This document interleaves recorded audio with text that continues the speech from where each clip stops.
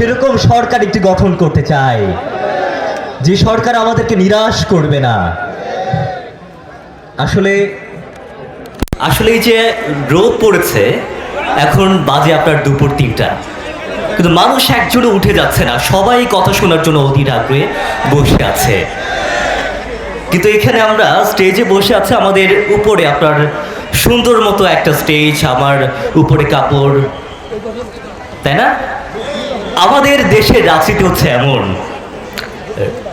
সবাই যারা নেতা তারা রাজার মতো রাজার হালে থাকবে, আর জনগণ যাদেরকে আমরা বলি রাষ্ট্রের মালিক, তাদেরকে আমরা কেমনভাবে আমরা ট্রিট করি, দাসের মতো।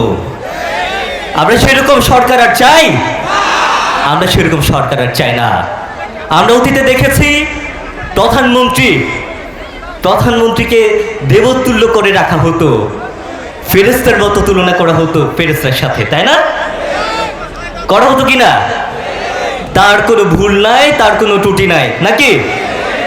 কিন্তু প্রধানমন্ত্রী থেকে রাষ্ট্রপতি, সরকারের নিচু থেকে শুরু করে উপর পর্যন্ত সবাই থাকবে জবাবদিহিতার মধ্যে। আমরা সেরকম সরকার চাই? চাই কিনা বলেন আরেকটু জোরে। আমি আপনাদের কাছে একটা রিকোয়েস্ট করি, একটা অনুরোধ করি। আপনাদের কাছে নেতারা যায়, তাই না? নেতারা শুধু নিজের কথা বলতে চায়, কিন্তু আপনাদের কথা শুনতে চায় না। এবার থেকে নিজের কথা নিজেই আগে বলবেন।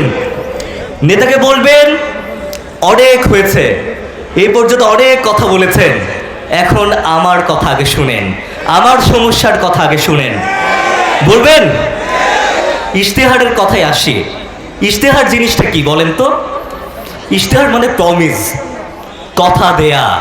আমি 5 বছরের মধ্যে আপনার জন্য, আপনাদের জন্য, এই এলাকার জন্য এই কাজ করব, এটা করব, ওটা করব, নাকি?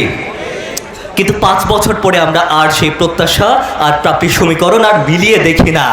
দেখি? আমরা দেখি নেতার ভুঁড়ি বেড়ে গেছে, আমরা দেখি নেতার সহায় সম্পত্তি বেড়ে গেছে, দেখি?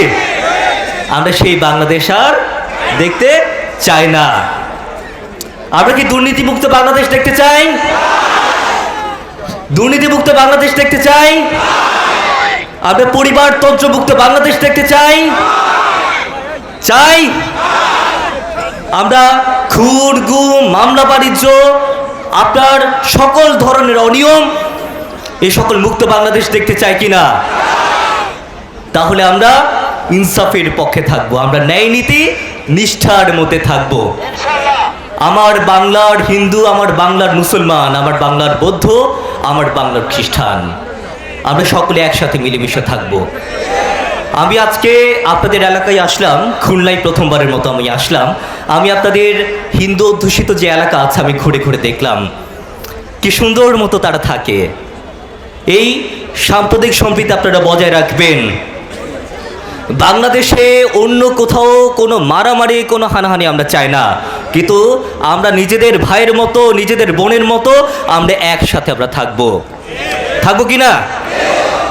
এখন আমি আপনাদেরকে একটা কথা বলি। আমরা যখন বড় ভাই ছোট ভাই থাকি, যখন আমরা একটু হালকা মারামারি করি, যখন আমরা একটু রাগারাগি করি, একটু অভিমান করি, তখন সবার আগে কার দায়িত্ব বলেন তো? যে একটু বুঝে, একটু মনোমালিন্য ঠিক করা কার? বড় ভাইয়ের। আমাদের মধ্যে যত মনোমালিন্য হবে, যা কিছু হবে, আপনাদের দায়িত্ব, যারা আপনারা মুসলিম জনগণ আছেন, আপনাদের দায়িত্ব যে আমরা যারা ক্ষুদ্র জনসংখ্যার আছে, আমরা যারা মাইনরিটি আছে, আমাদের পাশে দাঁড়ানো, কিন্তু সততা, নিষ্ঠা, ন্যায়ের সাথে। আমরা সেরকম বাংলাদেশ চাই। আমরা বিশ্বকে দেখিয়ে দিব আমরা সাম্প্রদায়িক সম্প্রীতির বাংলাদেশ। একটি ফুলের বাগানে শুধু জবা থাকলে মানায় না, একটি ফুলের বাগানে শুধু গোলাপ থাকলে মানায় না, একটি ফুলের বাগানে হরেক রকমের ফুল থাকলে মানায়, নাকি? আপনার মসজিদে আজান হবে, মন্দিরে ঘন্টা বাজবে, পেগোডে আপনার সূত্রপাঠ হবে, খ্রিস্টানে আপনার তাদের প্রার্থনা হবে। সেরকম বাংলাদেশ আমরা চাই, চাই কি না? চাই। আমরা ন্যায্যতার ভিত্তিতে বাংলাদেশ গড়ে তুলতে চাই। আমি আপনাদেরকে আহ্বান রাখবো, আমরা গণভোটে কি দিব? গণভোটে কি দিব? গণভোটে আমরা গোলাম পরোয়ার সাহেবকে কি করব? জয়যুক্ত করব। কি করব? আমাদের এখানে মামুনুল হক সাহেব আছেন, তিনিও নির্বাচন করছেন, আমরা তার জয় প্রত্যাশা করছি। আপনারা আমাদের সাথে থাকবেন, আমাদের পাশে থাকবেন, এবং হ্যাঁ, আমাদেরকে জবাবদিহিতার মধ্যে রাখবেন। আমাদেরকে দেবতুল্য করবেন না, আমাদেরকে ফেরেশতার আসলে বসাবেন না, আমাদেরকে কি করবেন? জবাবদিহিতার মধ্যে রাখবেন যে আপনি এই কথা দিয়েছেন, কেন হয়নি? প্রশ্ন করবেন, প্রশ্ন করা শিখতে হবে। আপনার এইভাবে একটি গণতান্ত্রিক সুষ্ঠু সুন্দর একটি সোনার বাংলাদেশ আমরা গড়ে তুলতে পারবো।